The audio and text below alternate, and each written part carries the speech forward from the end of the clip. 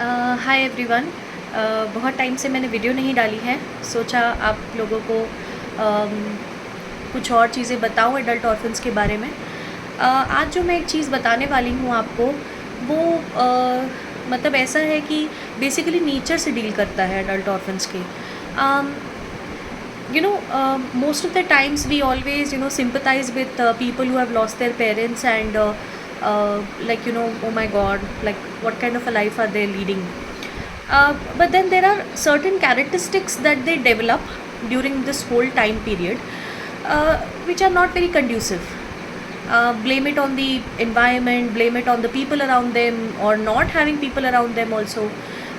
बहुत सारी ऐसी चीज़ें होती हैं जब हम ऐसा सोचते हैं कि एडल्ट ऑर्फन है तो बट कहीं ना कहीं हम ऐसा समझते हैं कि वो हमारे नेचर पे भी प्रभाव डालता है इन लॉन्ग रन।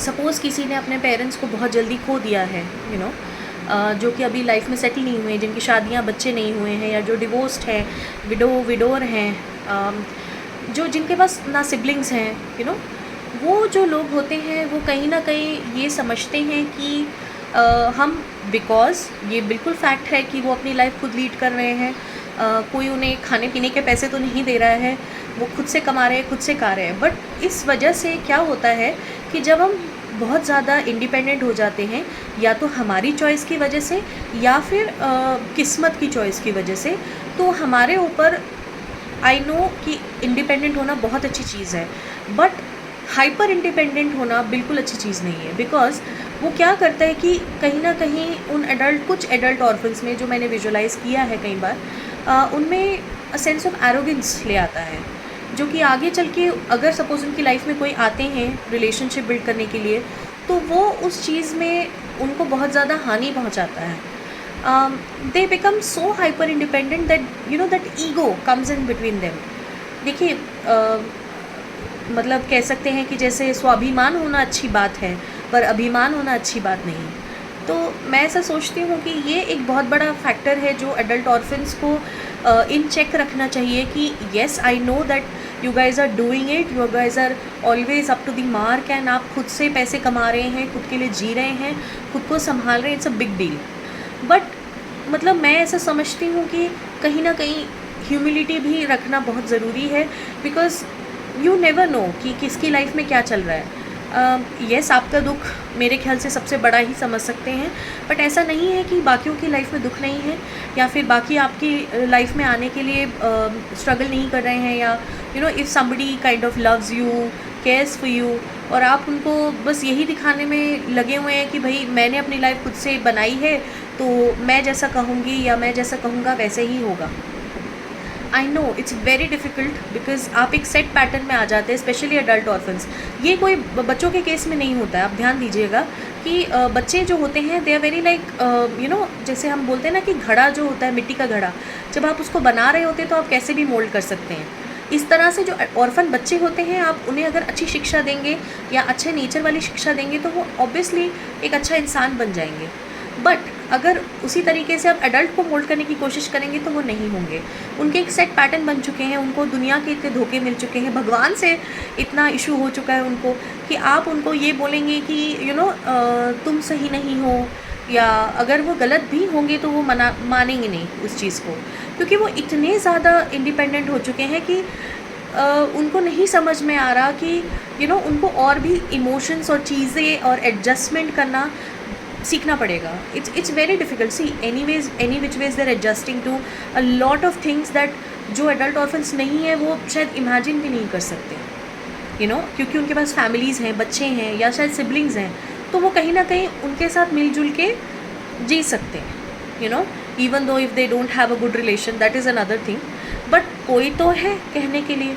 बट मैं उनकी बात कर रही हूँ जिनके पास कोई नहीं है, इमीडिएट ब्लड रिलेटिव्स में कोई नहीं है। तो सबसे बड़ा प्रॉब्लम उन्हीं के केस में आता है कि एरोगेंस, ईगो, वो नहीं लाना है अपने में, हम्बलनेस लानी है। मैं ये नहीं कहती कि हमेशा ही आप गिर जाइए सबके सामने, वो सही बात नहीं है। एक टाइम था, और शायद अभी भी मैं काफ़ी सॉरी मांगती हूँ। मैं अपना भी मैं बताती हूँ आपको कि मैं भी अगर मेरी गलती ना भी हो तो मैं सॉरी मांग लेती हूँ, ये अच्छी बात नहीं है, and I am working on it. क्योंकि जब आपकी गलती नहीं है तो आप सॉरी मांग रहे हैं just to save that relationship, तो वो रिलेशनशिप का मैं सच्ची बोलती हूँ कोई मीनिंग नहीं है। बिकॉज कभी ना कभी वो आपकी इतनी गलतियाँ निकालेंगे जब आप खुद ही थक जाएंगे and you will leave that relationship. एक टॉक्सिक साइकिल चल पड़ता है, वो हमें उससे बचना है, ठीक है। एंड ये सिर्फ अडल्ट ऑर्फन्स का नहीं है, ये मोस्टली जो लोग जो सताए हुए होते हैं उनका सबका यही है। जो दूसरा फैक्ट है कि मतलब कई ऐसे एडल्ट ऑर्फन्स होते हैं जो अपने आप को वॉल ऑफ कर लेते हैं। वॉल ऑफ का मतलब ये होता है कि कोई ना कोई हमें छोड़ जाएगा, कोई ना कोई हमें ये हो जाएगा एंड हमें मतलब प्यार कभी नहीं मिलेगा, ऐसा नहीं सोचना है। होप हमेशा रखिए। देखिए उम्मीद पे दुनिया कायम है, एक बहुत बड़ा सेइंग है and it is very true.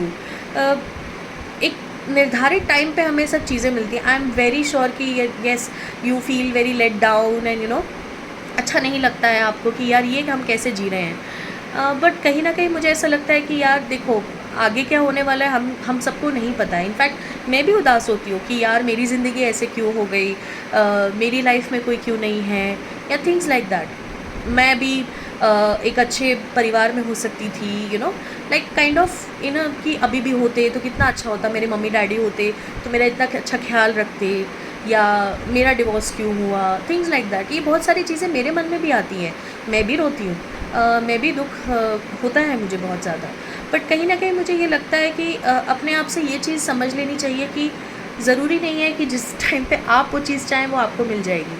मेरे साथ तो देखिए ऐसा होता है कि जब मैंने जो चीज़ चाहिए तब कभी नहीं मिला, पर हमेशा काफ़ी टाइम बाद एक साथ सब चीज़ें मिल जाती हैं। अब भगवान का कहने का और करने का अलग तरीका है, हम सब कुछ उसमें नहीं कर सकते, दैट तो is out of our hands.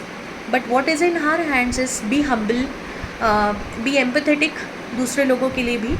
क्योंकि मैं समझती हूँ कि माना कि हम ऐसा सोचते हैं कि हमारा दुख सबसे बड़ा है, आपको किसी को बताने की ज़रूरत नहीं है कि आपका दुख सबसे बड़ा है। आई नो फ्रस्ट्रेशन में कई बार जब छोटी से छोटी चीज़ें, जैसे सपोज़ आपका कोई फ्रेंड हो जो कोई ट्रिवियल प्रॉब्लम से जा रहा हो और वो ऐसे प्रोजेक्ट कर रहा है कि यार ये तो मतलब एंड ऑफ द वर्ल्ड है, बट ऐसा नहीं सोचना है आपको। यू शुड ऑलवेज थिंक कि चीज़ें ट्रैक पे आ जाएंगी, और किसी को भी बताने की ज़रूरत नहीं है कि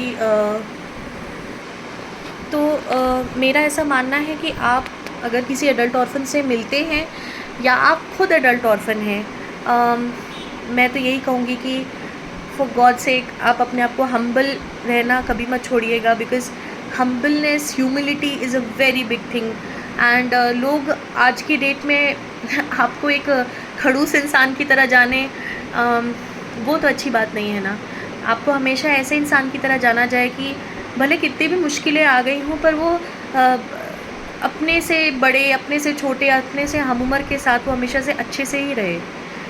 दुख तकलीफ़ें सबकी ज़िंदगी में आती हैं, किसी की ज़िंदगी में ज़्यादा, किसी की ज़िंदगी में कम। बट मैं ऐसा मानती हूँ कि आपको, मुझे लगता है कि ये सोचना चाहिए कि हम्बल रहने से आप एक कैरेक्टर वाले पर्सन बन जाते हैं। You are like more classy. हर चीज़ में ये देखना और एक्सपेक्ट करना बहुत मतलब अच्छा नहीं होता है मेरे ख्याल से। कहना आसान है, करना मुश्किल है, पर कोशिश तो करनी पड़ेगी। मैं भी कर रही हूँ, मैं भी उस रास्ते में चल रही हूँ। जो सीख रही हूँ आप लोगों के साथ शेयर कर रही हूँ, अपनी ज़िंदगी से जो जुड़ा हुआ है, जैसे जैसे इस जर्नी में जा रही हूँ कि मेरे जैसे और भी कोई होंगे या जो कभी ना कभी मेरे जैसे हो जाएंगे, उनके लिए कहीं ना कहीं एक सीख है कि माना कि आपने बहुत कुछ अपनी ज़िंदगी में पा लिया है, पर उसका घमंड करने से आपका कभी फ़ायदा नहीं होगा, या फिर कभी ना कभी आपको किसी ना किसी की ज़रूरत ज़रूर पड़ेगी। इस पूरे ह्यूमन इतिहास में बहुत कम ऐसे लोग हुए होंगे जिन्हें किसी की ज़रूरत नहीं पड़ी होगी, और आई एम श्योर आप उनमें से एक बनना नहीं चाहेंगे। Because human is a social animal, you have to stay in a society, you can not just shun them away. तो मैं हमेशा ये सोचती हूँ कि लोगों के साथ एक अच्छे रिलेशन बनाना ज़रूरी है। मैं ये नहीं कहती कि उनके अपनों को उनको अपने सर पे ऊपर ले लीजिए, ऐसा मत कीजिएगा, बट एक अच्छे वे में उनके साथ एक कॉर्डियल रिलेशनशिप रखना ज़रूरी है। और ऐसा सोचना कि मुझे किसी की ज़रूरत नहीं है, या फिर कोई अगर सपोज़ कोई छोटी मोटी लड़ाई हो जाए तो आप अपने ईगो में आके उनसे बात भी ना करें, ये अच्छी बात नहीं है। हमेशा world is very small and human life is even shorter. तो अगर जितना आप लड़ाई करेंगे, रिश्तेदारों में लड़ाई हो, फ्रेंड्स में लड़ाई हो, रिलेशनशिप में लड़ाई हो, क्या क्या ले लेंगे आप लड़ाई करके? मतलब मुझे तो नहीं समझ में आता। मैं अगर लड़ाई भी करती हूँ तो मोस्टली मतलब मुझे ऐसा लगता है कि काफ़ी जगहों पे मैं ही सॉरी माँगती हूँ, क्योंकि मेरे लिए रिलेशनशिप्स इम्पॉर्टेंट है।